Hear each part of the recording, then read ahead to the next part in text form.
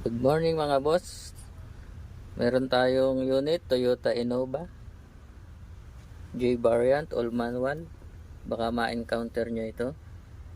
Walang power ang aircon, signal light, tsaka wiper. Ayan, na-check namin dito sa kanyang fuse box. Meron fuse na pumutok. Ayan, 40 amperes ito. Ayan, 40 amperes. Ayan, medyo nahirapan kaming mag troubleshoot dito. Nandito pala sa likod ng fuse box may katabing relay. Ayan, dalawang fuse yung nandyan, oh. Ayan. So natesting na namin, pinagdikit ko yung pumutok na fuse, gumana naman lahat.